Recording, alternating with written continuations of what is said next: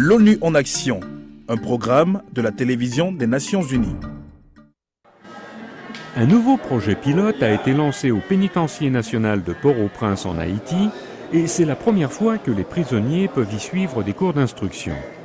Aujourd'hui, 25 prisonniers apprennent à lire et à écrire, une aptitude précieuse dans un pays où la moitié de la population est analphabète, car près de 60% des familles haïtiennes ne peuvent pas se permettre d'envoyer leurs enfants à l'école. Jean Robert a été arrêté il y a 2 ans en étant accusé d'être associé à des kidnappeurs et il attend son procès patiemment. Si on me libère un jour, ceci me sera vraiment utile. Avant, je ne savais pas lire et écrire. Mais maintenant, je peux écrire mon nom et je connais les chiffres grâce à mon professeur. Ça m'intéresse vraiment et je veux apprendre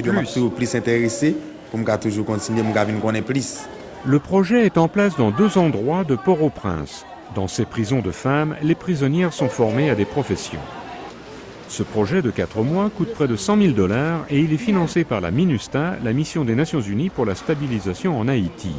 L'un des buts principaux est d'enseigner aux prisonniers des aptitudes professionnelles dont ils pourront se servir si et quand ils seront libérés. Mamadi Kandé est directeur de projet au bureau de l'ONU pour la réduction de la violence communautaire. Il pense que le projet aide le gouvernement à réformer le système pénitentiaire afin de s'éloigner de la simple incarcération.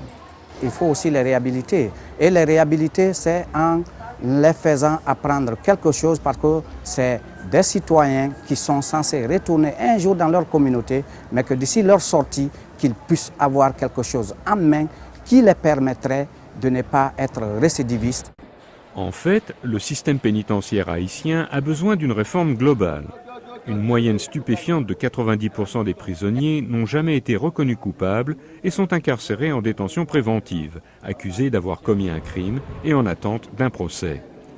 Les conditions de vie dans les prisons sont horribles et les maladies comme la tuberculose et la malnutrition chronique y prospèrent. Les associations de défense des droits de l'homme font pression sur le gouvernement depuis 2 ans pour obtenir des réformes du système pénitentiaire et pour que les procès avancent plus rapidement. Mais il n'y a pratiquement pas de progrès et des milliers de prisonniers continuent d'attendre leur procès. L'éducation des prisonniers est un pas dans la bonne direction. Plus de 400 prisonniers vont participer cette année à des classes d'alphabétisation, de résolution de conflits et de formation professionnelle.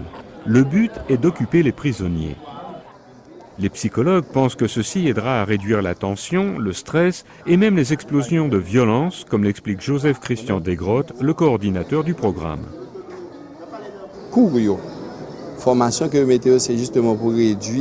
Les cours qui sont offerts ont été conçus pour que les prisonniers puissent apprendre quelque chose de nouveau et pour contrôler leurs émotions, tout particulièrement durant leurs moments de colère.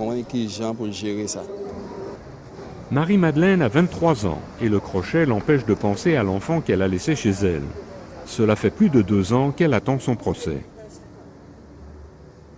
Bon, pour moi, même, il un peu de bénéfice pour moi parce que ceci m'a vraiment servi. Quand on a quelque chose à faire ici, ça nous aide à oublier le stress. Ça nous éloigne des bagarres et des disputes avec les autres. Les gardiens de prison disent qu'ils ont observé une réduction drastique de la violence depuis que le programme a commencé. Les prisonniers sont maintenant prêts à vivre un avenir productif lorsqu'ils pourront partir d'ici. Et cette nouvelle initiative pourrait lancer une réforme approfondie du système pénitentiaire en Haïti.